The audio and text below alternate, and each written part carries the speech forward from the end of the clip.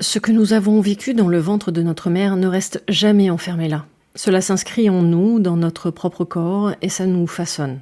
Et si libérer les émotions d'un enfant, c'était aussi l'aider à se réapproprier son histoire depuis le tout début.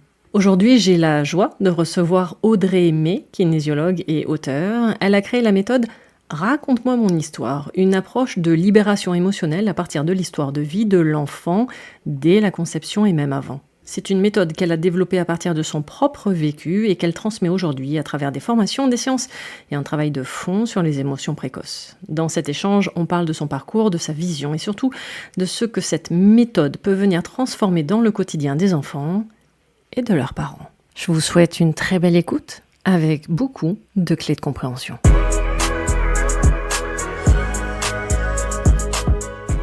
Bonjour et bienvenue sur le podcast Mise en Lumière Holistique, l'émission qui éclaire votre chemin intérieur vers le bien-être et la transformation. Je suis Véronique Thorezin, mentor spirituel et thérapeute holistique. Derrière chaque épisode se cache un peu de mon histoire, de mon parcours avec une maladie inflammatoire neurologique, une sclérose en plaques, de ma résilience, de mes découvertes et apprentissages personnels qui sont devenus aujourd'hui mon expertise en tant que thérapeute dans ce cheminement de spiritualité, de développement personnel, de guérison et surtout de connaissance de soi-même. Venez récupérer des pièces de votre puzzle au travers de l'énergétique, de la médecine traditionnelle chinoise, de mindset, de symbolique de maladie, évidemment d'ancrage et de lâcher prise, et bien d'autres pratiques pour vous permettre d'avancer, de comprendre et d'œuvrer sur vous-même. Chaque semaine, que ce soit seul ou avec des invités inspirants, nous explorerons divers aspects pour vous apporter des clés essentielles de compréhension dans votre épanouissement. Préparez-vous à illuminer votre chemin vers une vie consciente, ancrée et harmonieuse. Je vous souhaite la bienvenue pour ce moment d'écoute où vous découvrirez que vous êtes un corps, mais également une âme et un esprit. Préparez-vous à plonger dans une aventure transformative chaque semaine avec Mise en Lumière Holistique. Bonjour Audrey, je suis vraiment ravie de te recevoir pour ce nouvel épisode du podcast Mise en Lumière Holistique. Et en plus, vraiment un gros clin d'œil parce que tu as été l'une des premières à me faire confiance sur Mise en Lumière Holistique puisque tu étais dans les toutes premières invitées. Et j'ai encore des retours de cet épisode car tu as permis à beaucoup de personnes de découvrir la kinésiologie. Donc merci déjà pour ça et merci de nouveau de revenir sur Mise en Lumière Holistique pour parler d'un sujet passionnant. Bonjour Véronique, bonjour à tous. Ouais, tu m'as mis des frissons juste à me dire ça, donc je suis vraiment en joie quand tu m'as dit on refait un deuxième épisode, mais avec grand plaisir Véronique. Donc merci pour cette invitation, merci. Et j'ai le souvenir qu'on avait évoqué justement ton livre à l'époque parce que tu étais en cours d'écriture, je crois, et qu'on s'était dit, hey, peut-être rendez-vous pour un prochain épisode. J'aurais mis le temps pour t'inviter, je m'en excuse, mais au final, on fait cet épisode et j'en suis ravie, surtout un sujet passionnant. On en parlait un peu en off tout à l'heure, mais un peu tabou aussi sur certains aspects, puisqu'on va quand même parler des enfants. Tu es kinésiologue, mais est-ce qu'on peut dire spécialisé sur l'enfance? Je dirais spécialisée en libération de mémoire de vie intra-utérine. Ok, ça marche. Bah, déjà, je vais te laisser le temps de te présenter, même s'il il y avait beaucoup d'informations déjà dans le premier épisode, mais je te laisse te présenter. Alors je suis Audrey May, je suis une kinésithérapeute qui a fini par devenir kinésiologue. Et à la suite d'un secret de famille où j'ai appris à 36 ans que mon père n'était pas mon géniteur, je me suis dit, il faut absolument faire quelque chose pour ces parents qui ne savent pas dire les choses. Et je suis devenue la créatrice de la méthode Raconte-moi mon histoire. Et je transmets mon savoir et mes connaissances dans mes deux livres. Donc le premier, c'est le grand livre de la kinésiologie spéciale enfant aux éditions Le Duc. Et le deuxième qui est sorti, ça s'appelle Les bienfaits insoupçonnés de la kinésiologie, toujours aux éditions Le Duc. Parfait. Justement, raconte-moi mon histoire. C'est quoi la genèse de cette formation? Qu'est-ce qui t'a amené à un moment donné, suite à tes séances de kinésiologie, de te dire, alors tu viens de le dire par rapport à ta propre histoire, mais qu'est-ce qui t'a poussé vraiment à aller approfondir, de dire, il y a quelque chose quand même à faire vis-à-vis des enfants? En fait, moi, quand j'ai appris le secret, parce que moi, pendant 36 ans, je me suis vraiment posé des questions, je sentais à l'intérieur de moi qu'il y avait quelque chose et tout ça, donc il y avait vraiment cette envie de me dire, mais moi, si je ressens ça, ça veut dire qu'il y a d'autres enfants. Donc avec cette notion de, je n'ai pas envie que d'autres enfants ou d'autres adultes vivent ce que moi j'ai vécu. Donc ça, c'est mon Ok. pourquoi. Et puis, en tant que thérapeute, que ce soit en tant que kinésithérapeute ou kinésiologue, eh bien, je me suis rendu compte quand même que c'était compliqué eh bien, d'accueillir des nourrissons parce que ça pleure, parce que des fois ça dort, parce qu'on n'a pas forcément besoin ou le temps de les manipuler parce que mais ils ne se laissent pas faire. Ça peut être des enfants qui vont, 2 à 3 ans, qui vont vous déboulonner tout le cabinet. Les adolescents qui sont dans leur fauteuil en mode qu'est-ce que Ouais, je fais là? J'ai pas envie. Et on se retrouve impuissant. Et on a beau avoir plein de techniques, et ben on peut se sentir facilement démuni face à cette population. Et je me suis dit, il faut absolument que je trouve quelque chose de ludique. Et je me suis dit, eh bien, pourquoi pas raconter l'histoire en utilisant des peluches et des objets. En fait, je suis formée à la méthode ESPER, E-S-P-E-R-E de Jacques Salomé, qui utilise des objets. Et je me suis dit, mais en fait, je vais combiner ce que j'ai appris, et en traduction de bébé, et en kinésiologie, et en méthode ESPER. Et c'est là qu'est née la méthode Raconte-moi mon histoire, où en fait, je vais poser énormément de questions aux parents, parce que depuis qu'on est dans le ventre de notre mère, eh bien, l'enfant se fait sa propre vérité, qui est mm, loin de la vérité, et en posant des questions aux parents sur est-ce qu'il y a eu des fausses couches, des IVG, tout ça, le fait de poser des objets au sol, ça va permettre déjà aux parents de prendre du recul sur l'histoire, ça va permettre aussi à l'enfant, eh bien, peut-être de plus facilement exprimer des émotions. Mais comme ça, il n'y a pas besoin de le toucher, il n'y a pas besoin de le manipuler. Et puis même si l'adolescent, il est au fond de son fauteuil et qu'il est en mode «Ouais, qu'est-ce que je fais?» eh bien, il va quand même jeter un œil à ce qui se passe parce qu'il n'aura pas forcément besoin de parler. Et les enfants qui me démontaient tout le cabinet, eh bien, à partir du moment où on sort les peluches, eh bien, il va y avoir un vrai intérêt. ça les calme et parce que justement, ils sont focus sur quelque chose. Oui, puis on est en train de leur raconter une histoire, puis en plus on est en train de leur raconter leur Leur histoire. Donc histoire. souvent je leur dis, hé, j'ai besoin que tu regardes, j'ai besoin que tu écoutes, on est en train de parler de ton histoire. Waouh! Chose importante, mais je pense qu'on y reviendra tout à l'heure sur ce que tu viens de dire. euh, L'histoire des enfants n'est pas l'histoire des parents. Et il faut que les parents gardent ça en tête. C'est pas parce que les parents ils ont vécu quelque chose que ça signifie que leurs enfants l'ont interprété de la même manière. Et au contraire, ils l'ont interprété avec à l'âge qu'ils ont et avec les compréhensions qu'ils ont. Et ça, c'est quelque chose qui est très important par rapport à toutes les croyances, du coup à tous les traumatismes, blocages qui vont se créer au fur et à mesure jusqu'à la maladie. On peut arriver à ce stade-là, qui vont se créer plus tard. Donc point quand même relativement important pour justement bien faire comprendre aux parents que non, c'est pas parce que vous l'avez vécu de cette manière-là que tout le monde l'a vécu de cette manière-là et encore moins vos enfants. Donc, je pense qu'on appuiera sur ça tout à l'heure. Ce qui est intéressant, c'est que ce fameux secret de famille, tu avais au plus profond de toi-même la sensation déjà de le savoir. Depuis le début. Alors, je ne savais pas quoi, mais depuis le début, hein, très tôt, moi je me sentais pas à ma place. J'étais persuadée qu'on avait interverti les bébés à la Ah maternité. ouais. Je me suis renseignée, mais très tôt dans les livres de médecine et du corps humain sur comment on fait les yeux bleus, parce que mon frère et moi avons les yeux bleus, mais pas mes parents. Sur les groupes sanguins, j'ai fini par poser des... Enfin, j'étais omnubilée, c'est-à-dire que ça me prenait une charge mentale de dingue. Mm. J'étais persuadée que j'étais stérile. J'ai fait des tests, j'étais pas stérile. En discutant avec mon frère, il me disait, bah oui, moi aussi je croyais que j'étais stérile. Donc au fur et à mesure, bah, il y a toutes les pièces du puzzle qui se sont mis en place, mais à l'intérieur de moi, enfin, c'était déjà là, et au fur et à mesure où j'avançais et j'apprenais des choses, ça pulsait de plus en plus dans mes cellules. L'enfant, en fait, il sait tout. Moi, je dis toujours qu'il est en mode Wi-Fi avec C'est l'ensemble. ça. Il ressent, il capte, dès que ce n'est pas la vérité quand on lui dit ou quand on lui fait des choses qui sont décalées avec la vérité, ça crée un désordre à l'intérieur du corps. Et tu parles de ton frère, ça signifie que ton frère avait les mêmes ressentis que toi? Parce qu'au fur et à mesure, j'étais, là, bah, c'est quand même bizarre, je trouve quand même que, enfin, lui, il n'était pas du tout là-dedans. Mais lui, il était persuadé d'être stérile. Et en fait, ce qui est fou, c'est que la même année, on a fait chacun de notre côté, sans se concerter, bah, des tests pour savoir si on était stérile. Et pas du tout. Donc moi, ça m'a rassurée, je me suis dit, je suis pas stérile. Et mon frère, ça a été un déclic pour lui, il s'est rendu compte qu'il n'était pas stérile. Et à la suite de ça, il a pu avoir ses 2 enfants. Mais jamais on n'en avait jamais parlé. C'est au cours d'un repas où on s'est dit, ah mais en fait, on était tous les deux persuadés qu'on était stérile. Et la même année, on a fait un test.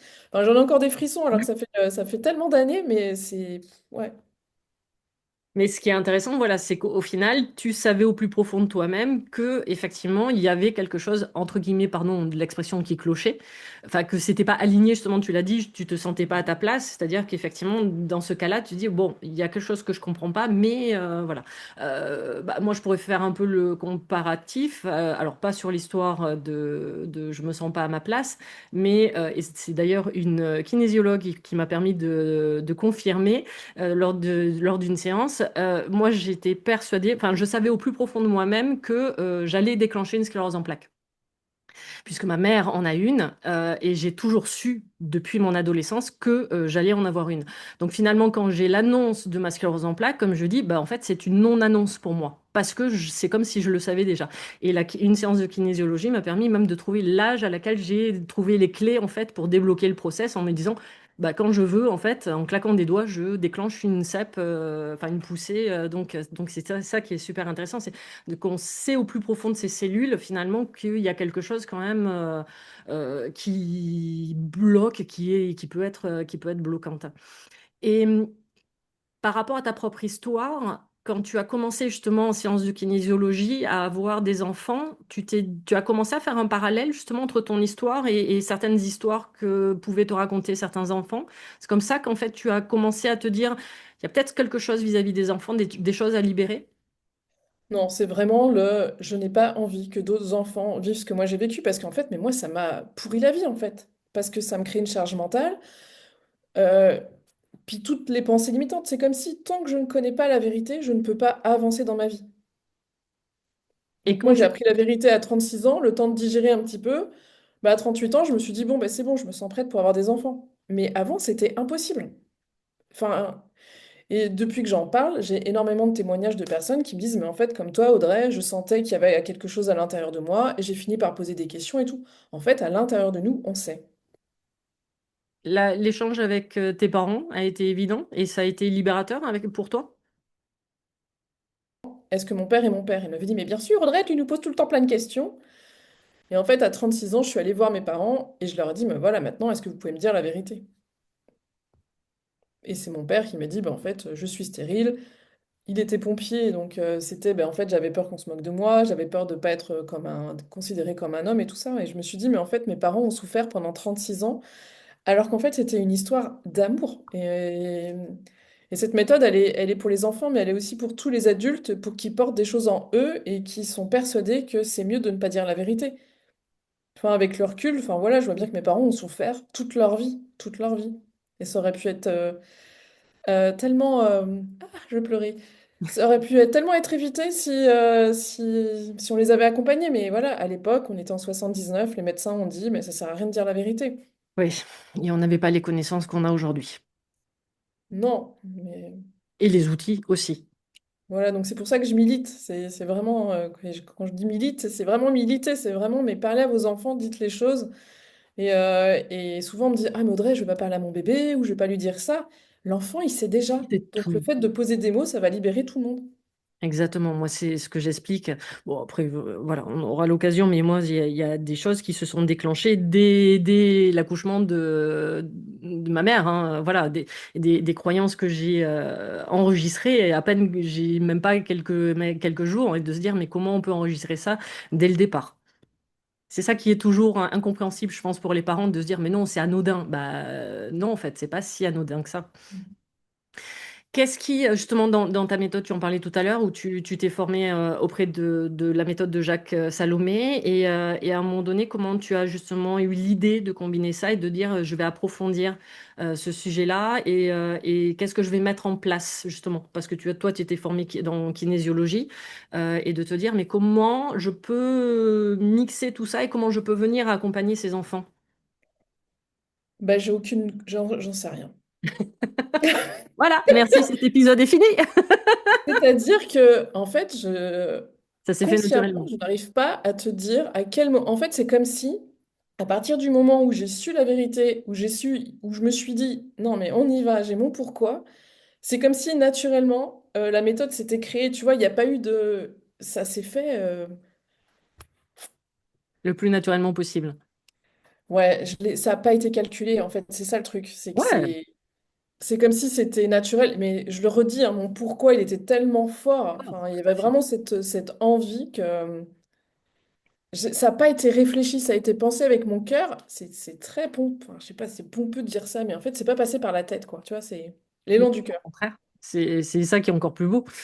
Euh, on va commencer par le début. Finalement, tout se déroule, alors peut-être pas tout, mais quand même beaucoup de choses se déroulent dès la vie intra-utérine.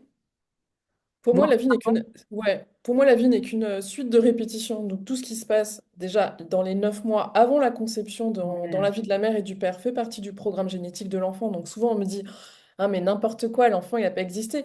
Bah ouais, sauf que dans notre tête, ça fait peut-être déjà pas mal d'années où on se dit, bah, j'ai envie d'avoir une fille, j'ai envie d'avoir un garçon. Si j'ai un garçon, il va s'appeler comme ça. Et en fait, il y a ce projet sens.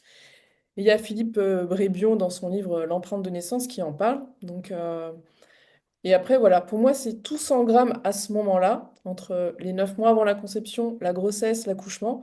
Et après, la vie n'est qu'une suite de répétitions, c'est-à-dire que bah, tant qu'on n'a pas compris, la vie, elle nous le répète. Mm, Et encore, et encore, et mm. encore. Et des fois, j'ai des parents qui me disent, non, mais mon enfant, ça fait que 2 ans qu'il a des troubles du sommeil.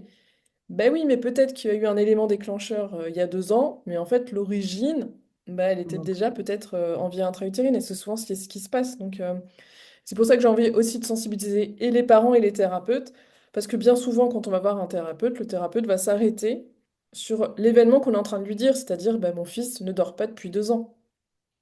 Alors que si on allait chercher dès le début, bah, ça permettrait de libérer à la racine. Ouais, ouais. Là, tu me rappelles une cliente que j'ai eue où, par rapport à une problématique, une phobie, et ben, au fur et à mesure de remonter l'histoire, on est revenu jusqu'au jour de l'accouchement. Mm.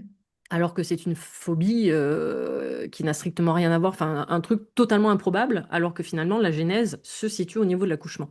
Mm, mm. Donc le truc improbable sur le papier, quoi. Mais en fait, tout est parfaitement logique par rapport à sa vie. Quelles sont les choses que tu peux observer le plus, justement? Là, tu parles par exemple des troubles du sommeil.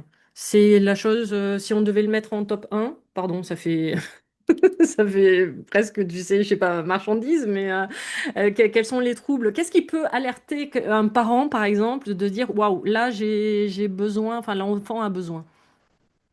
Bah déjà, moi, ils arrivent dans mon cabinet, souvent ça fait 3 ans qu'ils dorment pas, ils ont des grosses cernes et ils me disent, vous êtes notre dernier recours parce que bien souvent, ils vont voir l'ostéo, ils vont voir le pédiatre, ils vont voir d'autres choses et puis la kinésiologie et raconte-moi mon histoire vient un peu en dernier. En fait, un bébé, c'est normal qu'il dorme. Donc à partir du moment où il se réveille ou qu'il a besoin des bras ou qu'il hurle en pleine nuit, bah, c'est qu'il y a quelque chose. En fait, derrière les troubles du sommeil, il y a généralement tout ce qui est en lien avec la mort, puisque le fait d'être allongé les yeux fermés, l'inconscient, il associe ça à la mort. Donc c'est en quoi j'ai eu peur de mourir quand j'étais dans le ventre de ma mère, en quoi mes parents ont eu peur que je meure pendant que j'étais dans le ventre, enfin, à l'accouchement.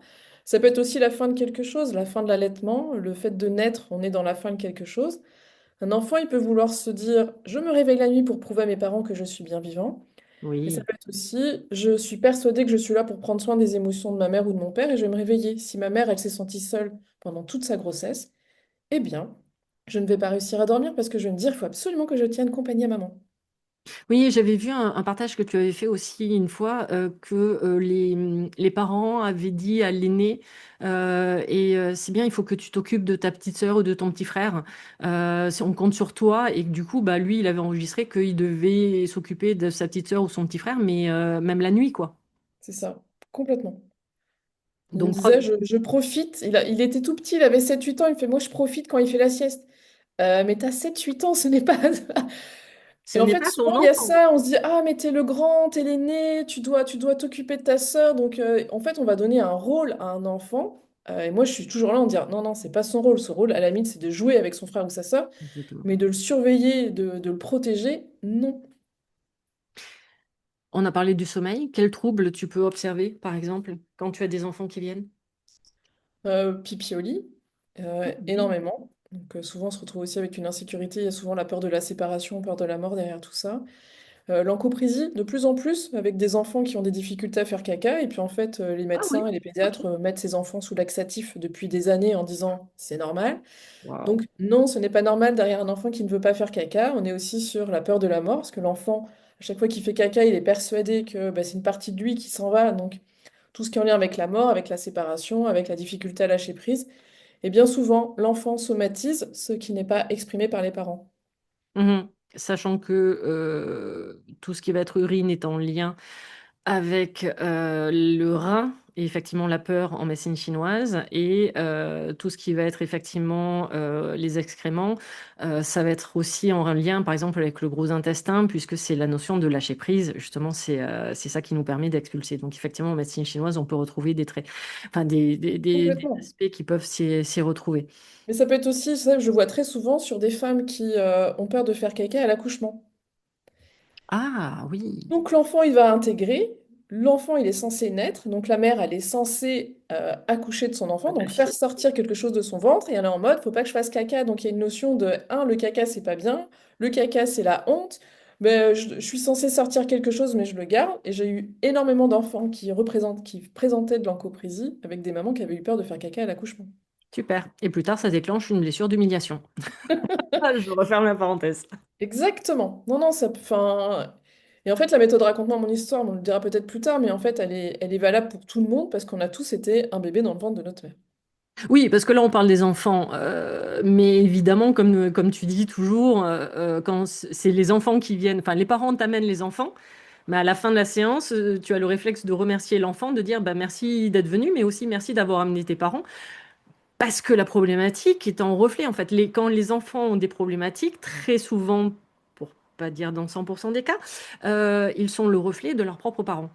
Oui, ils vont somatiser ce qui n'est pas exprimé et libéré par les parents. Et en fait, quand je fais des séances de raconte-moi mon histoire, je vais demander s'il y a eu des fausses couches, des IVG.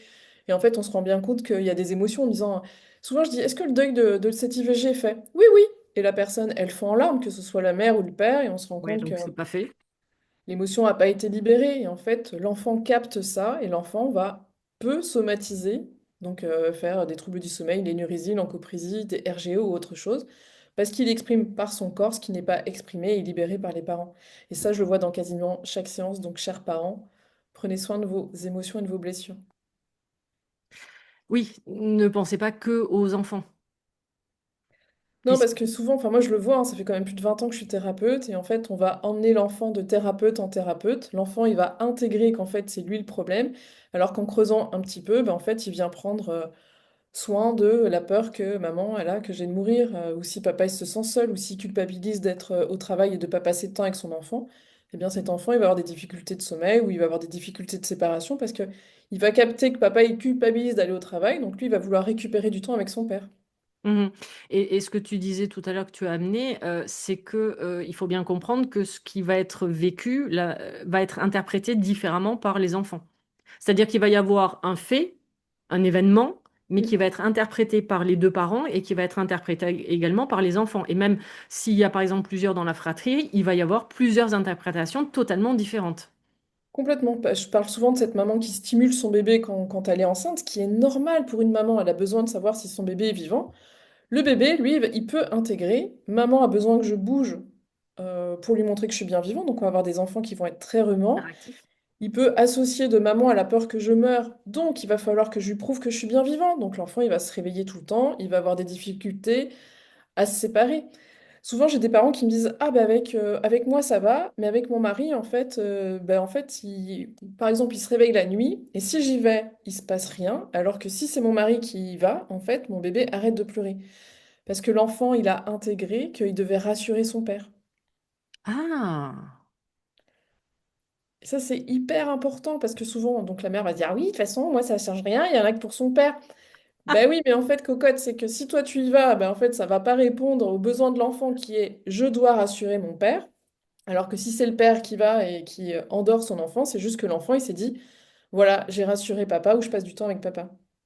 ok. Oui, donc l'enfant, il faut garder en tête que l'enfant va avoir des comportements différents selon la mère ou selon le père.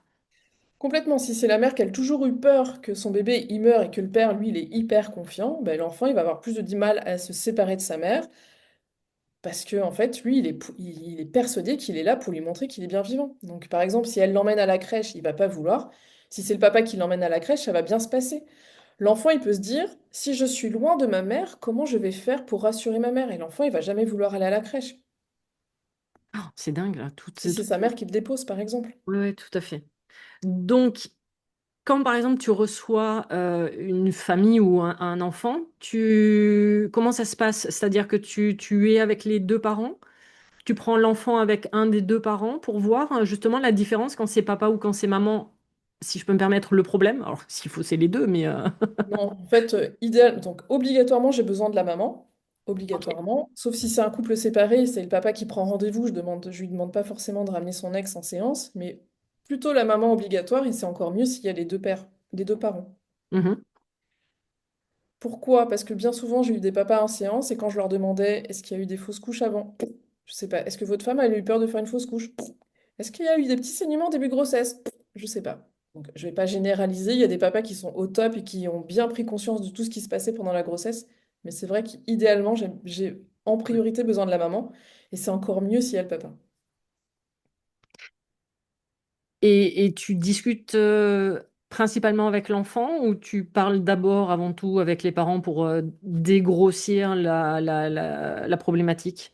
Je commence toujours par l'enfant. Je vais d'abord me présenter à l'enfant. Je vais d'abord lui dire que je m'appelle Audrey. Je vais lui dire tu vas pouvoir rester avec papa et maman. J'ai besoin de le sécuriser. Il ne me connaît pas. Je vais lui dire Mhm. je vais pas t'ausculter, je vais pas te toucher.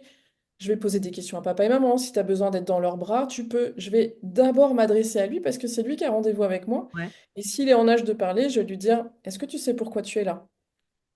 Et bien souvent, il va dire non. Et les parents vont se mettre, mais si, on en a parlé dans la voiture. Donc, je le sécurise, je lui dis comment je suis, qui je suis, ce qui va se passer pendant la séance. Et déjà, ça va le détendre. Et après, je vais demander aux parents pourquoi ils sont là, qu'est-ce qu'ils attendent de la séance. Et à partir de ce moment-là, ils vont me parler par exemple d'une problématique, par exemple les troubles du sommeil ou l'énurésie. Ouais. Je vais leur dire tout ce qui peut se cacher derrière cette problématique-là. Et puis on va commencer l'histoire. Donc je vais commencer à poser des peluches en mettant déjà les bases. Est-ce qu'il y a d'autres frères et sœurs? Je vais demander aussi qu'est-ce qui s'est passé du côté de la maman et du côté du papa, parce que bien souvent il peut y avoir des événements qui sont importants à nommer avant de commencer l'histoire de l'enfant. Par exemple, si la mère, son père est mort quand elle avait 2 ans, ben ça peut avoir un impact pour l'enfant. L'enfant, il peut se dire, si ma mère, quand elle avait 2 ans, son père est mort, ça veut dire que moi, quand je vais avoir 2 ans, mon père, il peut mourir. Waouh. Ok. Donc c'est hyper important et de plus en plus, je travaille en transgénérationnel, c'est-à-dire que je vais vraiment poser tout ce qui est hyper important. Si par exemple, on me dit, ah ben moi, dans ma famille, j'avais peur d'avoir un garçon parce que dans ma famille, tous les garçons se sont suicidés, bah, je vais poser tous les hommes qui se sont suicidés et on va couper la loyauté familiale en disant ce n'est pas parce que dans ta famille tous les hommes se sont suicidés que c'est ce qui va se passer pour ton père, que c'est ce qui va se passer pour toi et tout ça. De plus en plus, j'intègre tout ce qui est transgénérationnel et déjà même avant de commencer l'histoire de l'enfant. Oui, oui, bah, parce que le transgénérationnel, c'est les fameuses valises quand tu nais et que tu arrives avec les valises déjà alors des parents, mais aussi des grands-parents, des arrière-grands-parents, et qui font que ça va avoir un impact sur ta vie. Dans mon cas, je l'ai déjà évoqué dans certains épisodes. Par exemple, je portais la mémoire alors là, on remonte à 5 générations avant quand même, mais c'est si j'ai un enfant, je meurs en couche. J'avais Mhm. cette mémoire-là. Donc, en fait, moi, depuis l'âge de mes 10 ans jusqu'à mes 35, jusqu'à ce que j'en ai conscience, j'ai toujours dit, ah non, mais je veux surtout pas d'enfant. Voilà. Mais je savais pas pourquoi je ne voulais pas. Depuis l'âge de 35 ans, je sais pourquoi j'en veux pas. Mais comme je dis, là, c'est Véro qui sait pourquoi elle en veut pas. Alors qu'avant, c'était pas moi qui parlais. En fait, c'était effectivement mes cellules au travers de la fameuse Bernadette qui est morte. C'est ça. Par loyauté familiale, de toute manière, on va toujours vouloir faire partie du clan, et faire partie du clan, eh ben, si c'est être un homme et se suicider, eh ben, on est dans une jolie loyauté. Et tant que je fais comme ma famille, eh bien, je fais partie du clan. Alléluia. C'est Le ça. but de Raconte-moi mon histoire, c'est qu'on va couper, on va dire, c'est pas parce que papy était alcoolique que tous les hommes sont alcooliques. On va rendre l'alcoolisme à papy, on va rendre tout plein de choses. Et ensuite, on va pouvoir commencer l'histoire de l'enfant, mais on va poser les fausses couches, on va poser les IVG, on va poser les émotions en lien avec ces débuts de bébé. Je vais demander aussi à la mère et au père qu'est-ce que j'ai besoin de dire à ce début de bébé, qu'est-ce que j'aimerais que ce début de bébé se dise. Donc, il y a tout un travail de libération émotionnelle. Et souvent, bah, des fois, il y a tellement de choses à dire avant l'histoire de l'enfant. Souvent, plusieurs séances sont nécessaires. Oui, bah, moi, je me souviens toujours de ma première séance de kinésiologie. où j'y suis vraiment allée comme ça en disant bonjour, vous venez pourquoi? Bah, parce que on m'a dit que c'était super, donc je connais pas. Mais vraiment, ça s'est vraiment passé comme ça. C'est un peu comme si j'avais vu la lumière, j'ai dit, hey, je vais tester, parce que j'en avais tellement entendu parler du bien. Et à la fin de la séance, bon, évidemment, bon, pour les séances, vous avez toujours besoin d'un point, un axe. Donc j'avais quand même trouvé un axe. Et à la fin de la séance, je me souviens toujours la kinésiologue qui me regarde et qui me dit, bon, bah, la prochaine fois, on viendra travailler quand même sur la culpabilité vis-à-vis de maman. Et là, moi, je la regarde en disant, mais de quoi vous me parlez? Quelle culpabilité vis-à-vis de ma mère? Et là, d'un seul coup, ça a enclenché le process et de comprendre finalement que j'avais enregistré dès ma naissance, si ma mère est malade, c'est à cause de moi. Mm. Et on est venu à tout déprogrammer, mais voilà, c'est parce que comme ma mère est tombée malade à ma naissance, j'avais enregistré, ma mère est tombée malade à cause de moi et ma mère ne m'aime pas depuis ma naissance. Bien sûr. Et ça a été, quand moi j'ai fait ce travail en kinésiologie, pas que en kinésiologie, avec ma boîte à outils aussi à portée de main, j'ai encore le souvenir que quand j'en parle, et pourtant pour que mon père se souvienne de certaines choses, c'était mon Dieu, c'était grandiose. Je leur ai demandé qu'ils me racontent finalement les premiers mois quand ma mère est tombée malade. J'ai toujours entendu dire, par exemple, que quand j'étais bébé, ma mère ne pouvait pas me tenir dans les bras et qu'un jour, le bras avait lâché et que j'étais tombée par terre. Ce qui peut expliquer beaucoup de choses aujourd'hui, je referme la parenthèse. Et donc, du coup, j'en parle avec mes parents, je les questionnais par rapport à certaines choses, et là, mon père me dit, ah non, mais en fait, on empêchait ta mère de te tenir dans les bras parce qu'elle ne pouvait pas te tenir, mais tu pouvais pas savoir comme elle était malheureuse parce qu'elle ne rêvait que de ça, en fait. Et moi, j'avais enregistré ma mère ne m'aime pas parce qu'elle ne me tient pas dans ses bras. Alors qu'au final, elle, c'était, mais mon Dieu, je suis tellement malheureuse de pas pouvoir m'occuper de toi parce que elle était en fauteuil roulant et qu'elle avait autre chose à faire à ce moment-là, sincèrement, que de s'occuper de moi. Et que j'avais totalement zappé que, bah, il y avait mon père qui s'occupait de moi, il y avait mes grands-parents qui s'occupaient de moi, mais moi, bébé, j'ai enregistré, ma mère ne m'aime pas. Donc, je te dis pas évidemment tous les liens de loyauté plus tard. Mais oui. C'est comme ma mère. Ma mère elle m'a toujours dit, Audrey, j'ai tellement souffert pour t'avoir, j'ai tellement souffert pour t'avoir, on a attendu tellement longtemps pour t'avoir. Bah, moi, j'ai associé avoir des enfants à souffrance, où ça prend du temps et c'est compliqué et tout ça, alors qu'en fait, il y a 46 ans où j'ai compris que ma mère elle avait souffert émotionnellement. Oui, Elle pas n'avait pas souffert physiquement. physiquement, sachant que peu de temps avant que je découvre le secret, elle m'avait dit, en plus, j'ai eu la péridurale. J'étais là, mais comment ça, la péridurale? Elle me fait, bah oui, j'ai rien senti. Et dans ma tête, ça buguait parce que j'étais là, mais en fait, T'as toute ma vie, souffert? elle m'a dit qu'elle avait souffert, et là, elle me dit qu'elle a eu la péridurale. Mais dans tout ce qui est maternité ou autre, je sais que toutes les paroles qu'on peut dire, on peut jouer là-dessus, quoi. Je supporte pas d'être en retard. Enfin, pour moi, être à l'heure, c'est être parfaite, parce que comme j'ai fait attendre mes parents pendant 7 ans, ben, pour moi, je peux pas faire attendre les gens. Ouais, c'est temps, c'est long quand même, hein. Puis ça peut être, je dois être parfaite, on m'a attendu 7 ans, donc je ne dois pas les décevoir. Enfin, il y a énormément de choses comme ça. C'est comme, je parle souvent avec mes élèves de soit la conception, soit de la naissance, mais si j'ai été conçue très rapidement et que mes parents ont été déçus que j'arrive rapidement, vous pouvez avoir des enfants qui vont tout faire lentement. Oh, intéressant. Ok. Et à l'inverse, si la conception a été longue, que l'accouchement a été long, l'enfant il va se dire, prendre du temps, ça fait pas plaisir à papa et maman, et vous allez avoir des enfants qui vont tout faire vite. Il faut qu'il rattrape le temps. Ça, où ils ont associé, quand ça prend du temps, ça fait pas plaisir à mes parents. Donc pour faire plaisir à mes parents, je vais faire tout vite. Et Ok. ça va être des enfants qui vont faire tout vite, qui vont tout bâcler, et on va leur dire, prends ton temps. Autant. Et dans le cerveau des enfants, ça va bugger. Et plus tard, sur la symbolique émotionnelle des maladies, ça peut donner des troubles de la thyroïde, Voilà, qui est en lien avec le temps. Je vais trop vite ou trop lentement. La carrément. thyroïde est vraiment axée sur ça. Euh, quel, j'allais dire quel impact ça va avoir sur les enfants, mais ces prises de conscience, justement, c'est, ça va être vraiment, bah, l'enfant, du coup, va mieux dormir, sera moins turbulent, enfin, ce qu'on appelle turbulent, je veux dire, justement, où il sera mieux connecté à ses parents, enfin, ou différemment. Oui, parce que l'enfant, il va intégrer, il va se dire, ah ok, quand j'étais dans le ventre de maman, maman, elle pouvait pas me voir, donc c'est pour ça qu'elle me stimulait tout le temps. Ou je peux dire à l'enfant, tu sais, quand tu étais dans le ventre de maman, maman, elle pouvait pas savoir que tu étais bien vivant, donc bah, tant qu'elle te voyait pas, elle a peur. Maintenant que tu es né, elle te voit, elle t'entend, même quand tu dors. Tu peux dormir tranquillement. c'est à maman de venir dans ta chambre pour voir que tu es bien vivant. Et du coup, l'enfant, il comprend que, bah, il comprend pourquoi maman elle a eu peur qu'il meure, Hmm. et il comprend que maman elle a plus peur qu'il meure. Donc ça, il comprend ça. Il comprend aussi que c'est à l'adulte de prendre soin de ses émotions. Il comprend que c'est à la limite à son père et à sa mère de vérifier qu'il est bien vivant. Enfin, je lui fais aussi comprendre que c'est pas à lui de prendre soin de ses émotions, des émotions de ses parents. Enfin, il y a une compréhension. Et généralement, l'enfant, il s'appelle, j'ai déjà vu une adolescente en pleine séance qui s'est endormie. Ouais. Parce qu'en fait, on avait apaisé tout ça. Elle s'est mise en fœtus En off. sur le canapé, elle s'est endormie. En fait, il va y avoir une compréhension et l'enfant va intégrer.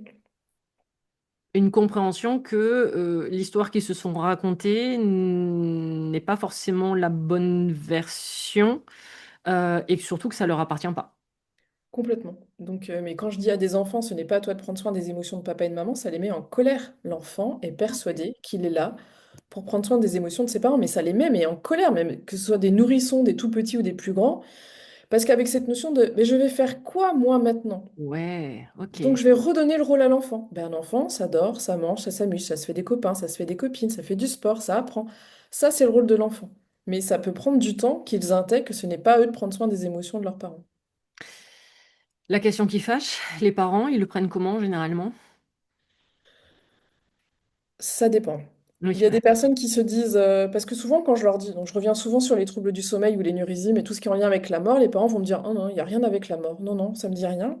Puis en fait, on va poser une IVG, on va poser 3 fausses couches, on va poser la peur de faire une fausse couche, on va poser une amyosynthèse, on va poser un accouchement qui est difficile, on va parler de l'AVC de la grand-mère ou de je ne sais quoi. Hmm, Et les parents vont me dire, ah oui, en fait, la mort, elle est tout le temps là. mhm. Oui.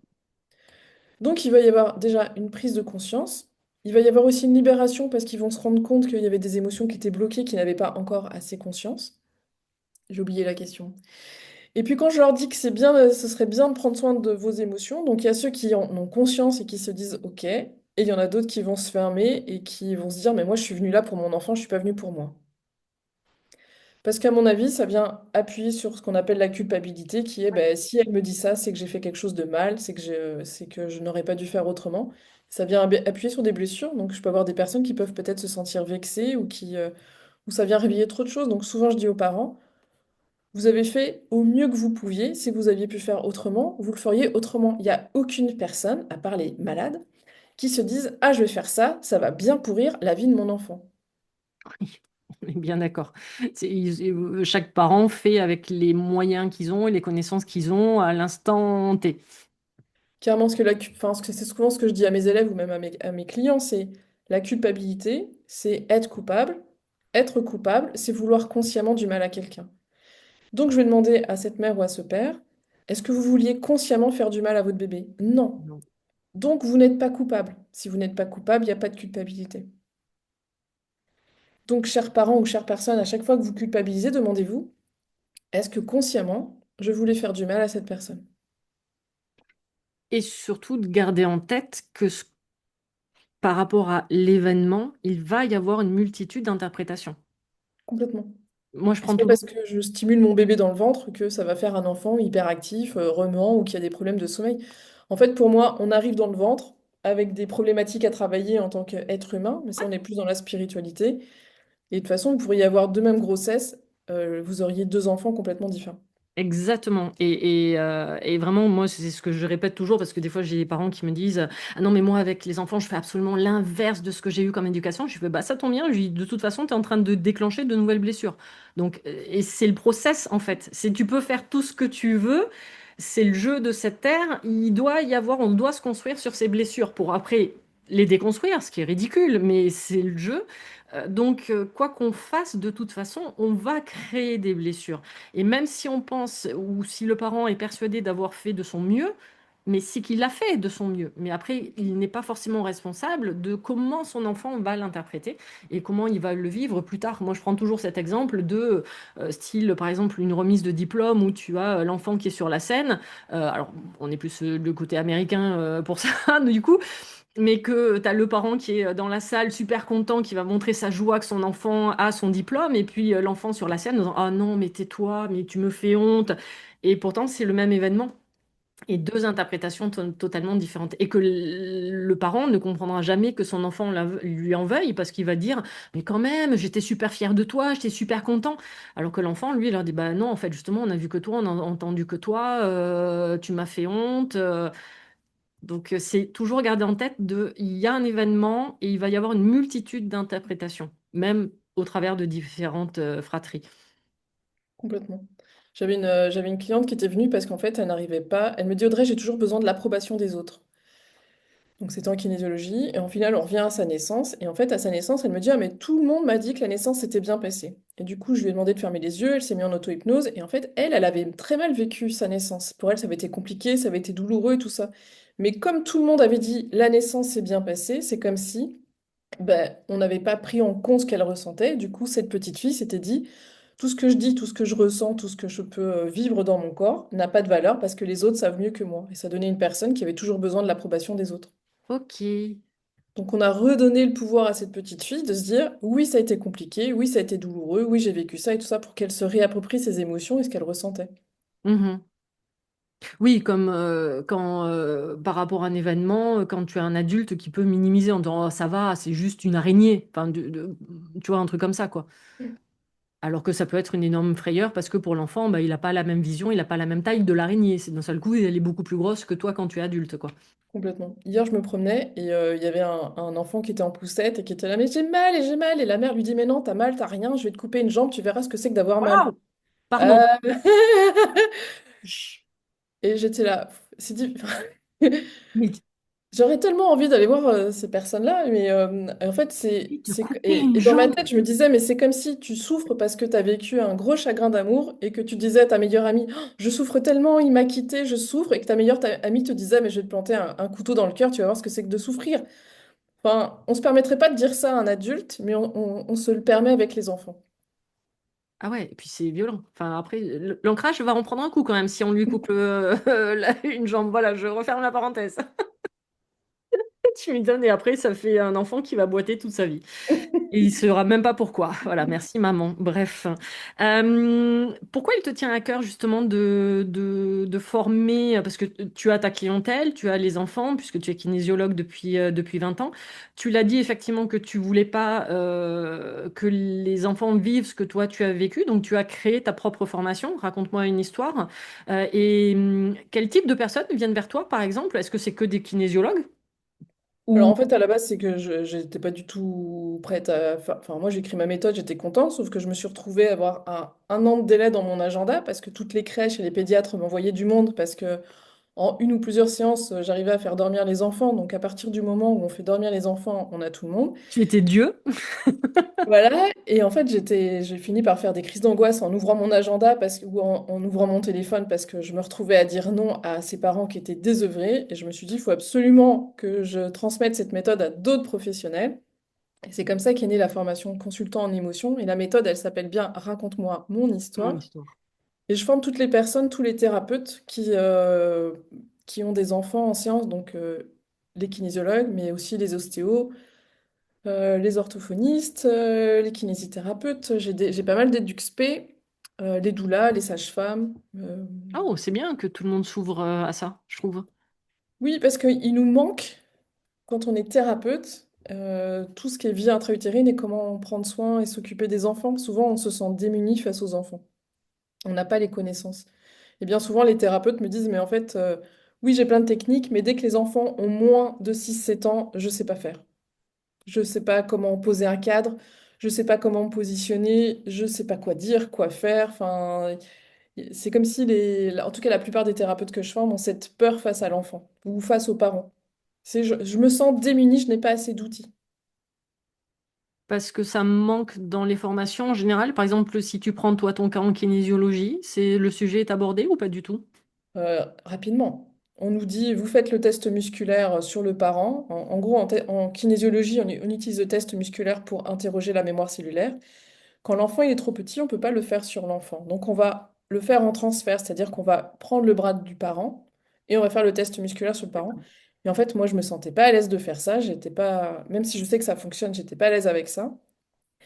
Et en fait, on n'a pas de technique sur les enfants. On nous apprend pas à poser un cadre, on nous apprend pas à accueillir les enfants, on nous apprend pas plein de choses. C'est-à-dire on peut être bon avec les adultes, avec les enfants, ça peut être compliqué. Rien que le fait de poser un cadre et de se présenter à l'enfant, ça, on nous l'apprend pas à l'école. Et ça, j'axe énormément la formation là-dessus, sur comment je me présente à l'enfant, comment je pose un cadre, comment j'interagis avec l'enfant.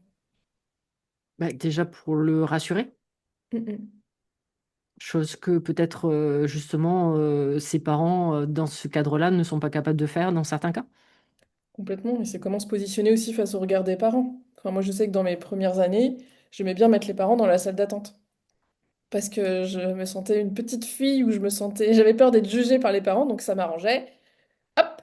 Sauf que avant 6 ans, j'ai besoin des parents. Et dans la méthode Raconte-moi mon histoire, ils font partie intégrante de la séance, les parents. Donc j'ai travaillé énormément sur moi. Je fais beaucoup de séances pour avoir confiance en moi aussi face aux parents. Donc il peut y avoir aussi cette peur du regard, peur du jugement. Bah, peur du jugement et surtout quand ce qu'on disait tout à l'heure, quand tu abordes le sujet en disant ben, vous en êtes peut-être un peu responsable aussi, et là d'un seul coup, c'est aussi une remise en question de la part des parents et on va être très cash, tous les parents ne sont pas capables de se remettre en question. Mhm. Et c'est pas forcément une question de génération, hein. C'est même des parents jeunes aujourd'hui ne sont pas forcément capables de se remettre en question Mhm. par rapport à certaines choses. Ou alors de se dire c'est des choses, bon, c'est normal. La fameuse phrase, oh, bah, c'est normal, c'est comme ça. Oui, puis il y a Bah, cette notion de poser un cadre aussi, ça, avec tout ce qui est Montessori et tout ça, il y a eu plein de dérives où en fait il y a une notion où ça a dévié, où en mode bah, faut dire oui à tout, alors qu'en fait non, l'enfant il a besoin d'un nom, il a besoin d'un cadre, c'est ce qui va le sécuriser, et c'est parce qu'il va y avoir un nom, un cadre, que l'enfant va pouvoir plus facilement exprimer ses émotions et tout ça. Et là je le vois beaucoup avec les parents qui ont peur de passer pour le méchant ou la méchante, qui ont peur de poser un cadre, qui ont peur de toutes ces choses-là. Sauf que l'enfant, bah, il finit par être tyrannique dans ce que j'ai pu voir ces dernières années. ah ouais, mais on parlait, je vois pas mal de choses sur les réseaux où ils disaient, c'était des psychologues qui parlaient de l'enfant roi il y a quelques années, et aujourd'hui ils ont changé le mot, ils parlent de l'enfant Dieu, où tout lui est accordé. Et justement, là, en t'écoutant, ça me faisait penser à la frustration. Je vois pas mal de choses maintenant sur les parents qui disent, ah non, mais il faut pas frustrer l'enfant. En kinésiologie, ça peut donner quoi, ça, justement? Cette notion de frustration, est-ce que l'enfant a besoin quand même d'être frustré ou... Alors, je sais pas si c'est frustré, mais en tout cas de poser un cadre et de dire non. En fait, dans la vie, on n'aura pas toujours tout le temps oui. Et souvent, de ce que je vois aussi hein, dans mon entourage et vis-à-vis de mes clients, c'est qu'on va laisser beaucoup de choix à l'enfant. Non, mais ça va être toi qui décides. Mais qu'est-ce qu'on va faire et tout ça? Et en fait, c'est remettre l'enfant en première ligne. Et Je dans un sais rôle pas si je suis d'adulte? claire. Si, enfin, moi je le vois comme ça. C'était là, en lui donnant la possibilité de faire des choix, tu le mets à la place d'un adulte. C'est un adulte qui fait des choix. C'est ça. Donc, ça peut être un choix dans le non-choix, c'est-à-dire, bah, est-ce que tu veux une compote ou un yaourt? Et du coup, est-ce que tu veux aller au pas? Enfin, je sens que je vais être maladroite dans ce que je vais dire, mais laisser trop de choix à l'enfant, si ça c'est l'enfant, après je sais pas, ce sera la radio, mais en fait, si je suis le parent, c'est moi qui décide et du coup on va faire ça et du coup l'enfant il est derrière, il est protégé, mais si on met tout le temps l'enfant en mode c'est toi qui choisis, c'est toi qui fais, mais en C'est fait l'enfant il va avancer en aveugle et en fait c'est le parent qui va être derrière et c'est comment poser un cadre, comment poser des limites, mais que ce soit quand même le parent qui... Sinon c'est insécurisant pour l'enfant. Oui, et puis face à la multitude de choix, surtout dans le monde dans lequel nous vivons aujourd'hui, enfin, ça peut être vite compliqué parce qu'il y a trop de choix. C'est ça. Et ça va. J'arrive pas à poser les mots pour pas que ce soit mal vu ou mal perçu ou que ce soit clair, mais Oh, c'est... c'est sur mise en lumière holistique. Je crois que j'ai bien fait pire, donc tu peux y aller. Donc pour moi, c'est poser un cadre, savoir dire non et que le parent reste le parent. Ce qui n'empêche pas d'écouter l'émotion de l'enfant, les besoins de l'enfant et tout ça, mais l'enfant, il a quand même besoin de son repère et que ce soit le parent qui soit là pour le guider. Oui, mais ce qui est intéressant justement dans l'image que tu donnais tout à l'heure, c'est que le parent doit rester l'adulte responsable par rapport à l'enfant. L'enfant n'est pas responsable, il est pas considéré comme responsable, et c'est surtout l'adulte qui doit justement par rapport à ce cadre-là venir sécuriser cet enfant-là. Seulement par rapport à l'image que tu donnais, si c'est lui qui est en première ligne, si c'est cet enfant qui est en première ligne, il n'est pas sécurisé, c'est au contraire, c'est lui qui va venir sécuriser le parent. Or, c'est pas Complètement. son rôle. Mm. Mais en faisant ça, le parent, il est... Enfin, ce que souvent derrière la problématique, c'est, quand je le vois chez les adultes, c'est je n'arrive pas à dire non. Parce que si je dis non, je passe pour le méchant. Je n'arrive pas à poser de cadre, je n'arrive pas à poser de limites. Mais ça, on va le retrouver aussi chez l'adulte dans son Oui, oui. environnement. Donc, dans ces cas-là, parce que l'enfant, il va vouloir tester toujours les limites. Il va vouloir savoir bah, où sont les murs, où sont les fenêtres, où sont les portes. Et en fait, il va pousser l'adulte à se positionner. Ce qui fait qu'on va avoir un enfant qui va crier, qui va hurler, qui va avoir des troubles du sommeil, qui va avoir des comportements pas agréables. Et souvent, je vais rediriger les séances vers l'adulte en disant, on va aller axer la séance sur, je me positionne, je sais dire non, je me positionne en tant qu'adulte. Même face à son propre enfant. Oui, mais bien Oui, souvent, ouais, ça vient réveiller tellement de choses chez le parent, en fait. oui. Bah, comme tu l'as dit, par exemple, le regard de l'autre, me faire rejeter, et donc là, ça vient taper automatiquement des blessures en résonance par rapport à eux, quoi. Complètement, complètement. Donc, bah, plutôt que de me faire rejeter, je vais dire oui à l'enfant, comme ça, il va m'aimer. Mais sauf que c'est... Beaucoup plus complexe que ça. Mais je trouve intéressant que justement, il y ait quand même une belle palette de métiers qui se forment à ta méthode, parce que je trouve que ça peut être super complémentaire, quoi, par rapport à toutes les méthodes. Moi, idéalement, j'aimerais aller en maternité et être avec les obstétriciens, les gynécos, tout le personnel, parce qu'en fait, pour poser des mots à l'enfant dès la naissance, c'est-à-dire que bah, je sais pas si maman elle est complètement endormie parce qu'en fait il y a une césarienne, bah, bien dire à l'enfant, t'as pas pu aller dans les bras de maman, mais t'inquiète pas, on est en train de s'occuper d'elle, nous on est les médecins. Ou si on met les forceps en disant, ben voilà, peut-être que ça a été douloureux pour toi, mais on a fait ça pour t'aider, ça veut pas forcément dire que tout le monde va être douloureux avec toi. Enfin, il peut y avoir tellement une peur du monde Génial. extérieur avec les forceps, avec les ventouses, avec la césarienne. Enfin, C'est mettre quoi des mots, quoi. c'est quoi la symbolique, tiens, de la césarienne, par exemple? La césarienne, on décide à ma place, Ah parce que du oui, coup, on laisse pas l'enfant faire. L'enfant, il peut se dire, les autres savent mieux que moi, donc je peux avoir une difficulté à avoir confiance en moi. Il peut y avoir une notion de le monde extérieur est dangereux. Il peut y avoir une notion de on m'arrache à ma mère. Il peut y avoir une notion de ma mère ne m'a pas sécurisée puisque ma mère laisse les autres me prendre. Il peut y avoir tout ce qui est en lien avec le cambriolage, le rapt d'enfant, c'est-à-dire qu'on est venu prendre l'enfant de sa mère. Donc il peut y avoir toutes les peurs de, ah, je sais, quand on vole les enfants, quand on les kidnappe. kidnap, ouais, d'accord. Les kidnappings, il peut y avoir aussi cette notion de oh ben on est venu me chercher, donc ça peut avoir des enfants et des adultes qui n'ont pas le goût de l'effort. Oui, ok. On viendra toujours les chercher à la dernière minute. Vous savez, vous avez des enfants ou des adultes un peu assistés ou en mode bah, je sais toujours qu'il y aura quelqu'un qui viendra me secourir.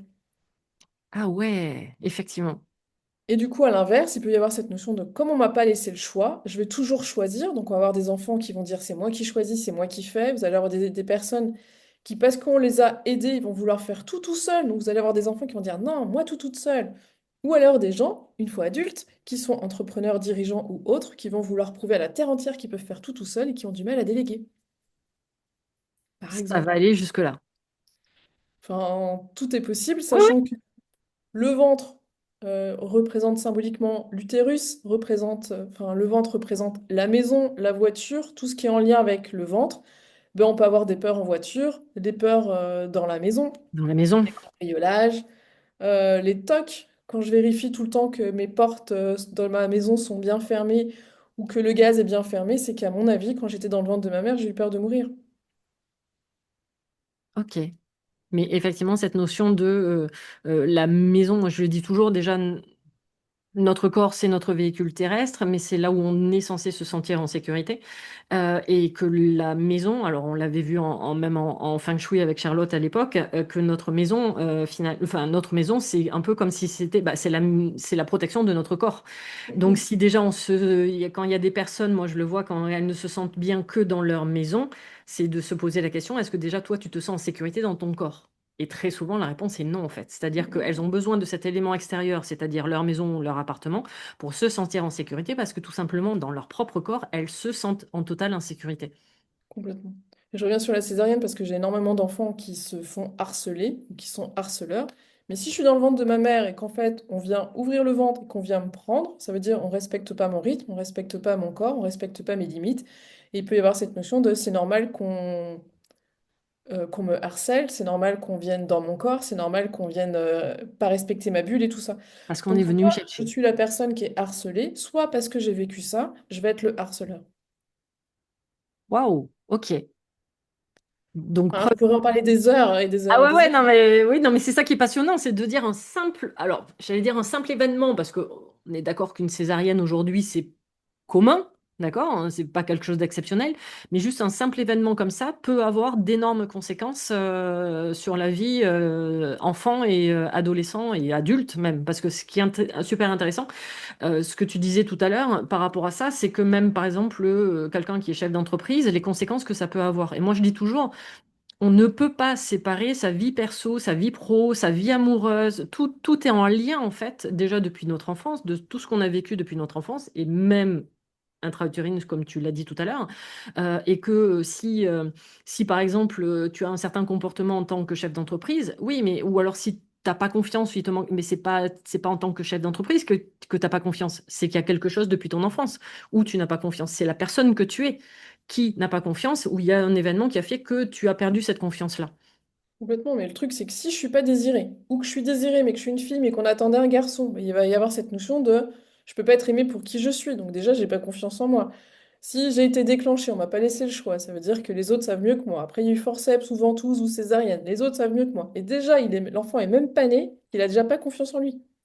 Donc après, il a cette grosse pancarte, j'ai pas confiance en moi. Et après, la vie bah, vient taper Ah ou oui, vient toujours. intercepter cette belle pensée limitante. Et puis, ben, comme on attire ça, ça va grossir. Et plus ça grossit, plus on attire ça. Puis on va se dire, ben, c'est normal, j'ai pas confiance en moi, c'est toute ma vie. Oui, et puis comme les pensées créent les croyances et tu reproduis toujours les mêmes croyances, hein, bah tu vois, je te l'avais dit. Bah oui, mais en même temps, tu nourris cette croyance, donc Mhm. automatiquement, tu continueras à la vivre. Euh, D'autres cas, par exemple, enfin là, on vient parler des césariennes. Il y a des choses qui t'ont surprise, par exemple, dans tes connaissances, dans ce que tu as pu voir sur certains enfants? Je vais souvent revenir sur le syndrome du jumeau perdu. Donc, Ah oui, on en parle énormément à toutes les modes, en mode, ah, t'as forcément eu un jumeau. Faut savoir que si je suis dans le ventre de ma mère et que j'ai eu un jumeau, une jumelle, et que mon frère ou ma sœur est décédé, je peux me dire, l'autre est parti à cause de moi, je suis ouais, responsable de la mort de l'autre. Je ne peux pas être aimée, donc il peut y avoir une culpabilité à être en vie, donc on va se retrouver avec des gens qui vont saboter leur vie, qui vont se dire toujours oh pardon, oh, je suis désolée, en gros je suis désolée d'être là.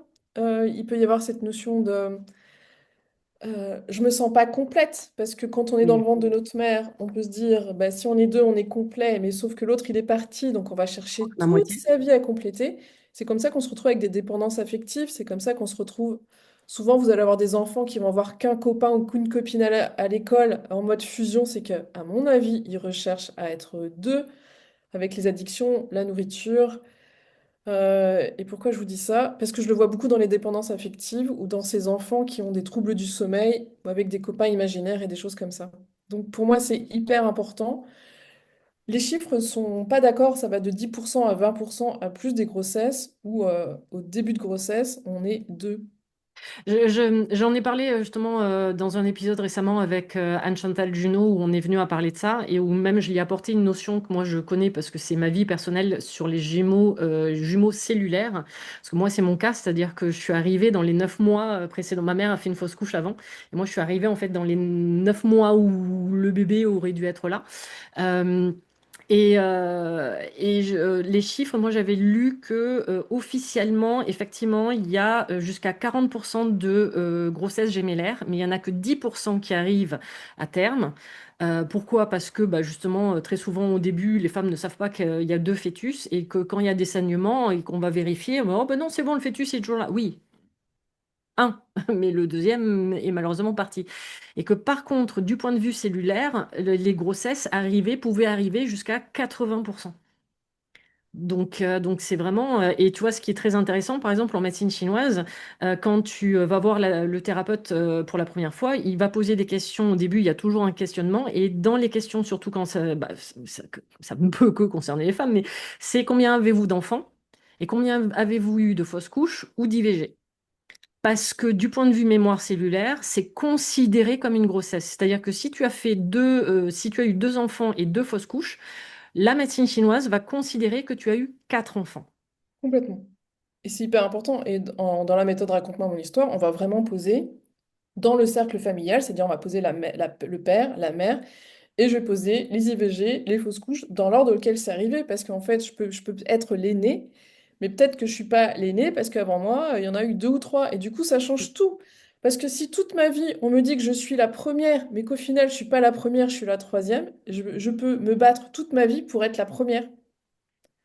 Je sais pas si je suis claire. Ouais, ouais, si, si, moi je suis dans ce cas-là, donc Parce que je suis ta tête officiellement, je sait suis que la t'es première, troisième, quoi.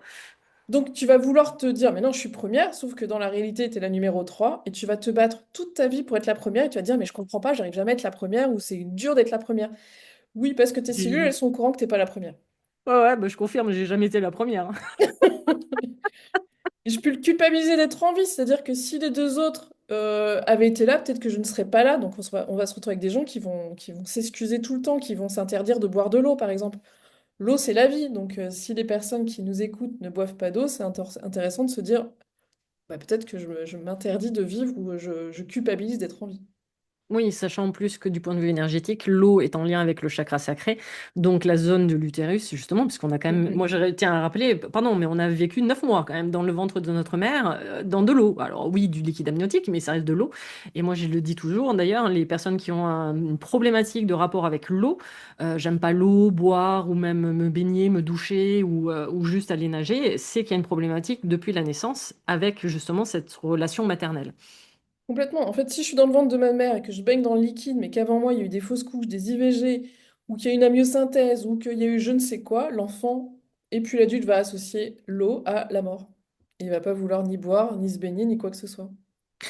On l'évoquait tout à l'heure, bah, un peu par rapport à mon histoire aussi et ce que tu disais. Par exemple, les symboliques par rapport à que ce soit l'IVG ou les fausses couches, parce qu'on vit quand même dans un monde où effectivement il y en a quand même beaucoup. Comment faire déculpabiliser, pourquoi pas les mamans, parce que très souvent il y a quand même une culpabilité derrière, presque d'auto-flagellation, de se dire mon Dieu, mais j'en suis responsable. Et quelles sont les conséquences que ça peut avoir? Je sais pas si je suis claire dans. Souvent, je vais demander au père et à la mère pourquoi il y a eu ce choix-là. Et en fait, à chaque fois, je vais remettre dans le contexte, et est-ce qu'à ce moment-là, enfin, si vous avez fait ce choix à ce moment-là, et j'insiste toujours sur à ce moment-là, c'est que vous ne pouviez pas faire autrement. Hmm. Ça, c'est la première chose. La deuxième chose, c'est qu'est-ce que j'ai envie de dire à ce début de bébé? Et rien que le fait de verbaliser, bah, je suis désolée, pardon et tout ça. La troisième chose, c'est qu'est-ce que j'aurais envie que ce début de bébé me dise? Et du coup, ça Ok. peut être aussi une autre libération, et ça peut être aussi qu'est-ce que la mère d'aujourd'hui ou qu'est-ce que le père d'aujourd'hui aurait besoin de dire qui fait du bien à l'adulte de l'époque. Et déjà par ça, on va libérer déjà énormément de choses bah, dans la matière et tout ça. Après, si les personnes qui nous écoutent ou que je reçois sont plus dans la spiritualité, je veux dire que ce début de bébé qui s'est incarné, il s'est juste incarné pour vivre juste ça, et il s'est dit, moi, j'ai pas envie de me taper toute une vie à me faire Absolument. chier, je fais juste ça. Mais là, on est plus dans l'incarnation, dans la spiritualité, on Oui, est oui. dans un autre plan de... Mais ça, c'est un souvenir que j'ai gravé de mes cours justement de MTC qui disait que quand c'est une très très vieille âme, bah, parfois ça peut être juste ton but, c'est-à-dire de je viens et puis finalement je m'en vais par le biais d'une fausse couche parce que c'est peut-être la seule incarnation que j'ai pas vécue et Mhm. que j'avais besoin de, pardon de l'image, mais de checker ça en fait, de vivre ça et bon voilà. Mais évidemment en tant que parent, on va faire comprendre ça à un parent. Ça peut être un peu compliqué. Voilà, c'est pour ça que pour moi, je reste terre à terre. Qu'est-ce qu'il y aurait besoin de lui dire? Qu'est-ce que vous auriez envie qu'il vous dise? Qu'est-ce que vous auriez envie de dire aux parents que vous avez été? Et si vous avez fait ce choix-là à ce moment-là, c'est que c'était le meilleur choix pour vous à ce moment-là. Oui, Oui. mais non, sinon vous auriez fait autrement. Mhm. De garder vraiment, de se mettre, de se rappeler que vous n'êtes pas la personne, que actuellement, vous n'êtes pas la personne que vous étiez à ce moment-là et à ce choix-là.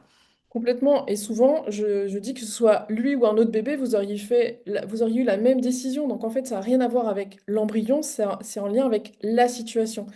Et en séance, quand je pose les débuts de bébé, les IVG et tout ça, la personne dit, ah, ça c'est enfin ma famille. Le fait de les positionner, de les symboliser, Oh, ben, ça redonne à chacun sa juste place. Et ça, je d'accord. sais que visuellement, les parents me disent, Ah, ma famille est réunie. En fait, c'est ça. Visuellement, c'est important. Ben, comme il peut y avoir souvent aussi des enfants qui savent, qui ressentent qu'il y a eu un grand frère ou une grande sœur alors que ils sont le Mm, premier, par exemple.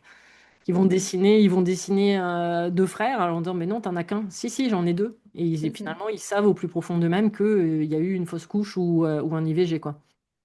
Les enfants sentent tout. Donc après 7 ans, ils sont un peu plus dans la conscience, mais si vous faites dessiner vos enfants très tôt, enfin, ils le savent. Donc Ils on le revient savent. toujours au même sujet, ne rien cacher à ses Mm. enfants. Non. Moi, Faut j'avoue que dire dès le début, même quand le bébé il est dans le ventre, hein, vraiment. C'est avant que toi, il y a eu un début de bébé. Ce début de bébé, il est mort. C'est son histoire, ça lui appartient. C'est pas parce que ce début de bébé est mort dans mon ventre que c'est ce qui va se passer pour toi. Mm. Enfin, vraiment, dès le début, quoi. Parce qu'il faut imaginer que vous arrivez dans, moi je dis toujours, vous arrivez dans un appart et le propriétaire vous dit, ben l'autre avant vous, il est mort, salut, je vous donne les clés. Bah forcément, je vais me sentir en insécurité. Ah Et bah en tu fait, m'étonnes. tout petit, l'enfant, il peut être figé. Et on parlait des réflexes archaïques avec Lucas Bourguignon il y a quelques jours. En fait, on peut déjà se figer dans son corps en début de grossesse parce que avant nous, il y a un début de bébé qui est décédé. Ouais, mais alors l'image que tu viens de donner, elle est violente, mais tellement parlante, quoi. Effectivement.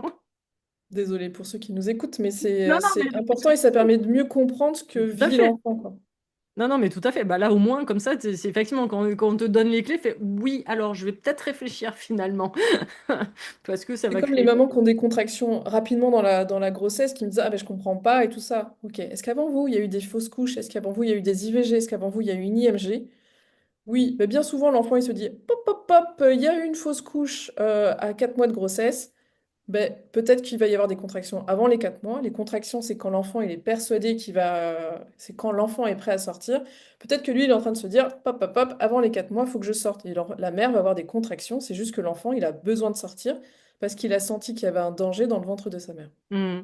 Bah, moi, par rapport à mon histoire, justement, on l'avait trouvé avec la séance de kinésiologie. Elle m'a dit, qu'est-ce qui s'est passé à 3 mois de grossesse? Et moi, là, j'éclate de rire en lui disant, bah alors, j'y étais, mais je sais pas ce qui s'est passé.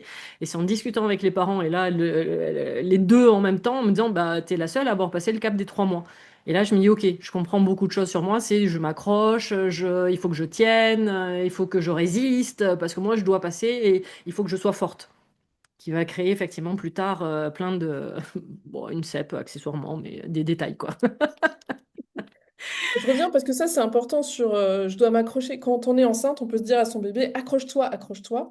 L'enfant, il peut associer je m'accroche, et du coup, on va se retrouver avec je serre mes poings, sachant qu'on est avec le réflexe palmo-mentonnique qui fait que je vais serrer mes mâchoires. On peut se retrouver avec des enfants et des adultes qui bégayent, qui grincent des dents et qui ont des difficultés à lâcher prise parce qu'il y a une notion de accroche-toi. C'est ça, exactement. Non, ça va, j'ai bien lâché. Mais qui bégaye, alors je bégaye pas forcément, mais qui a pu avoir des troubles effectivement de la parole enfant, quoi. Le côté dyslexique où je change les syllabes, effectivement, il y a pu avoir ce trouble qui peut y être encore adulte de temps en temps. D'ailleurs, je me permets de digresser, mais vous savez, quand les enfants, ils prennent les objets et ils les lâchent, et on n'arrête pas de dire, ah, mais en fait, cet enfant joue avec mes nerfs. Non, c'est juste que on a le réflexe, c'est-à-dire que quand on est bébé et qu'on met le doigt dans la main, l'enfant, il va serrer la main. Ça s'appelle un réflexe. Et pour désactiver ce réflexe, et en fait, le fait de prendre des objets et de jeter, il va désactiver ce réflexe-là qui est normal. Donc l'enfant ne joue pas avec vos nerfs, il est juste en train de désactiver ce réflexe-là. Donc c'est normal. On ne s'inquiète pas. On ne s'inquiète pas et on lui dit pas ah, tu me saoules. Bah, c'est le but, c'est de décoder justement tous les messages qu'il y a derrière. Mais Moi, souvent, les j'avais parents sont pas au courant, donc on peut facilement dire ah, mais en fait, il le fait exprès. Non, c'est juste que naturellement, l'enfant, il sait qu'il va désactiver ce réflexe. Moi, j'ai le souvenir, c'était un ami ostéopathe qui avait reçu un enfant dit hyperactif. Et en fait, en l'étudiant et en le regardant et en l'observant, parce que c'est un enfant, il prenait le moindre objet, il tapait partout. Et dans le cabinet, du coup, il avait observé. Et en fait, il s'est aperçu que le fait de prendre l'objet et de taper sur tout, ça lui libérait, ça lâchait en fait un de ses nerfs qui était coincé. Mm. Alors que du point de vue de la médecine, il était catégorisé enfant hyperactif et à la limite de prendre le fameux traitement pour les enfants hyperactifs et que sa mère ne voulait pas passer cette étape-là, alors que des séances d'ostéopathie ont suffi pour que du coup l'enfant n'ait plus besoin de se libérer, se décharger énergétiquement en fait. L'enfant, il fait tout comme il faut, hein. C'est l'adulte qui fait moins bien, c'est ça? C'est l'adulte qui interprète. Très bonne réflexion. Comme pour tout, hein. Voilà. On a parlé de la méthode, donc raconte-moi mon histoire. Il y a le livre également, si au cas où les parents veulent, à la suite de cet épisode, rentrer un peu Oui, plus profondément. Donc le livre que tu as écrit, le grand livre de la kinésiologie spéciale enfant. carrément. Et en fait, ça reprend tout ce qui peut se passer depuis les 9 mois avant la conception. Donc, c'est quelles sont les pensées limitantes que l'enfant a pu mettre en place, les conséquences et quoi dire à l'enfant. Par exemple, si on a vécu une fausse couche, une IVG, si on a peur de faire une fausse couche, si l'enfant il n'a pas été désiré, si on voulait une fille mais qu'on voulait un garçon. En fait, je reprends vraiment tout étape par étape de la grossesse, de l'accouchement pour pouvoir mieux comprendre son enfant et surtout quoi lui dire. Et j'ai de plus en plus de thérapeutes qui l'utilisent. Donc soit avec le test musculaire, soit autre chose, genre au pif, tiens, qu'est-ce que je vais avoir besoin de dire à l'enfant? Et en fait, vous avez vraiment sur comment mettre des mots. Et à chaque fois, vous savez quoi dire à l'enfant. Sachant que les mots MOTS peuvent créer plus tard des mots MAUX, donc d'où l'importance des mots MOTS. Exactement. Et il y a le petit dernier, le petit bébé, Le dernier, qui oui. lui est vraiment sur la kinésiologie en tant que tel. Là, parce qu'on a parlé Pas quand même du cette... tout, mais Non, mais la je veux maison dire, non, mais je veux d'édition dire, peut. non, mais par rapport au sujet, là, on a parlé Bien principalement sûr. des enfants. Là, voilà, c'est pas, enfin, ça reste dans le même thème de la kinésiologie, mais un peu moins axé sur l'enfant. Oui, là, c'est vraiment, j'ai regroupé mes 20 années d'études et de pratiques, mais la maison d'édition veut à chaque fois que je mette kinésiologie. C'est tout, sauf de la kinésiologie. Il y a des techniques de kinésiologie, mais il y a surtout tous les conseils que je donne à mes patients et mes clients depuis plus de 20 ans. Donc, c'est se reconnecter à son corps, à sa respiration, mais aussi surtout comment se libérer des vieux schémas et comment communiquer. C'est plutôt j'appelle ça un guide pour pouvoir se libérer, quoi. Ok. Et pas forcément par le biais de la kinésiologie. Non, mais c'est comme le premier, hein. Le premier s'appelle Le Grand Livre de la kinésiologie. Ce n'est pas de la kinésiologie, mais voilà, je n'ai pas eu le dernier mot avec ma maison d'édition. On referme la parenthèse. Mais magnifiques ouvrages qui permettent de compléter totalement ce qu'on vient de dire durant cet épisode, dédié aux enfants principalement aujourd'hui. Et sinon, je vous laisse réécouter, qui doit être dans les quasi premier épisode où on avait parlé justement de la kinésiologie un peu plus profondément et au cas où vous avez justement le deuxième livre d'Audrey qui vous permet de compléter tout ce qu'on aura dit, mais hors cadre kinésiologie du coup. On arrive à la fin de cet épisode, donc déjà merci infiniment de toutes ces informations et je trouve ça tellement passionnant de se dire waouh, des, toujours pareil, des problématiques une fois adulte, de se dire que ça peut venir juste de ce petit détail qui peut sembler un détail, mais qui finalement prend toute son importance quand on le met en lumière. Je trouve ça toujours fascinant et vraiment de comprendre et de voir la complexité finalement humaine. Moi, ça me fascine toujours autant. Donc, merci infiniment pour cet échange. Et je te laisse la conclusion de cet épisode, qu'est-ce que tu voudrais amener justement, soit pour les enfants qui vont peut-être écouter cet épisode, si les parents l'écoutent, je sais pas, dans la voiture par exemple, et que les enfants sont à l'arrière, ou alors qu'est-ce que tu voudrais dire justement aux parents pour qu'ils déculpabilisent et leur dire, mais il y a toujours des solutions. Bah, je dirais à tout le monde qu'on a tous été un bébé dans le ventre de notre maman, que la vie n'est qu'une suite de répétitions, que bien souvent tout prend racine en vie intra-utérine, et que ça peut être bien de poser des mots parce qu'on s'est créé notre propre vérité qui est parfois loin de la vérité. Oh oui. Que ce soit dans le livre ou dans la méthode Raconte-moi mon histoire, c'est comment on va poser l'histoire, comment on va dire les choses. Pour moi, c'est important de dire la vérité. C'est important de dire la vérité. Voilà, donc si vous êtes thérapeute, eh bien, je peux vous former à la méthode Raconte-moi mon histoire. Et sinon, j'ai formé plus de 600 personnes. Et vous pourrez retrouver l'annuaire des personnes que j'ai formées à cette méthode. Il y aura tous les détails de toute façon dans le descriptif sous l'épisode du podcast, donc il n'y a aucun problème. Et puis on peut te retrouver sur les réseaux sociaux, tu es sur Instagram, tu as ta chaîne YouTube également où tu reçois des personnes, des personnalités en live justement, où tu as parlé des réflexes archaïques, thème qui peut-être se retrouvera un jour sur mise en lumière holistique également. Où comme ça tu abordes d'autres sujets et parfaitement complémentaires avec ta méthode et ton métier. Carrément. Je vais me transmettre. Un grand merci à tous et un grand merci pour toi, Véronique, pour cette deuxième invitation. Franchement, mais je me suis régalée. Merci. On se laisse la porte ouverte pour une troisième invitation, on ne sait pas, Bien sûr, puisqu'apparemment je pourquoi pas. dois avoir une vingtaine de saisons de mise en lumière holistique, donc on verra pour une prochaine fois, on trouvera bien un thème, évidemment, puisque ces sujets sont toujours passionnants à mes oreilles, donc passionnants et fascinants. Voilà, de me dire la complexité de l'humain, donc ouais, je suis toujours très intéressée par ces sujets-là. Merci infiniment, Audrey, et j'ai été ravie, très heureuse de passer ce moment avec toi. Merci beaucoup. Merci, merci. N'hésitez pas à vous inscrire à ma newsletter mensuelle pour recevoir des nouvelles énergétiques tous les mois dans la Vérolution. Et lors de votre inscription, récupérez gratuitement mon tout nouvel e-book sur le pouvoir du mental et ses croyances. Une plongée profonde pour comprendre l'impact de nos schémas de pensée et comment les transformer afin de retrouver plus de clarté et d'alignement dans votre vie. Retrouvez-moi aussi sur Instagram où je partage mon expertise au quotidien et également toutes mes prestations, mon accompagnement conscience ancrage sur 3 mois, les initiations Reiki en ligne ou en présentiel et même les soins audio hypno-méditatifs sur mon site internet www.veroniquetoraisin.fr. Tous les liens pour me retrouver seront dans le descriptif de l'épisode. Vous pouvez écouter tous les autres épisodes sur les différentes plateformes d'écoute ainsi que sur ma chaîne YouTube. Et si cet épisode vous a plu, n'hésitez pas à vous abonner, commenter, noter et même partager le podcast Mise en Lumière Holistique. À nos prochaines écoutes, à vos prochaines prises de conscience, merveilleux moment à vous, à très vite pour un prochain épisode. Vous êtes un corps, une âme et un esprit et n'oubliez jamais, vous êtes précieux.